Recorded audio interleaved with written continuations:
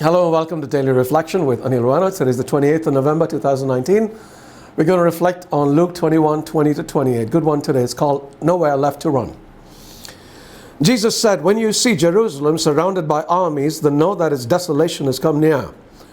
Then those in Judea must flee to the mountains, and those inside the city must leave it, and those out in the country must not enter it, for these are days of vengeance, as a fulfillment of all that is written. Woe to those who are pregnant and to those who are nursing infant in those days. For there will be great distress on the earth and wrath against this people. They will fall by the edge of the sword and be taken away as captives among all nations, and Jerusalem will be trampled on by the Gentiles until the time of the Gentiles are fulfilled. There will be signs in the sun and moon and the stars, and on the earth distress among nations, confused by the roaring of the sea and the waves. People will faint from fear and foreboding of what is coming upon the world, for the powers of the heavens will be shaken. Then they will see the Son of Man coming in a cloud with power and great glory. Now when these things begin to take place, stand up and raise your heads, because your redemption is drawing near, the gospel of the Lord." Another little history lesson today, but no jokes this time. Jesus has prophesied the destruction of the second temple of Jerusalem. In today's passage, he's telling the apostles exactly how it is going to happen. When you see Jerusalem surrounded by armies, he says, then know that its desolation has come near. And that is exactly what happened. In the rule of Titus, the Roman army besieged Jerusalem.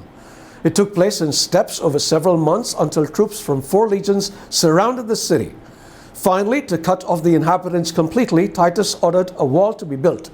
And in a matter of days, the desolation Jesus spoke about was complete. Now listen to this.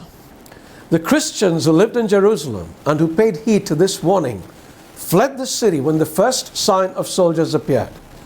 Jesus' warning, combined with a more recent revelation, prepared them for an evacuation, and consequently, they were spared from the effects of the siege. What has this got to do with us? We need to take warning seriously too. Jesus is going to return, and although it would be foolish to predict when, it would be even more foolish not to be ready for his return. And when he does return, will he still find people of faith? It is a question that he himself asked. He said, when the Son of Man comes, will he find faith on earth? He obviously knew that many would turn away from him, because at another time he had said, then many will fall away, and they will betray one another and hate one another. And many false prophets will arise and lead many astray. And because of the increase of lawlessness, the love of many will grow cold. And we can see the truth of this all around us. And then Jesus concludes, but the one who endures to the end will be saved. Let us be the ones who endure. God bless you.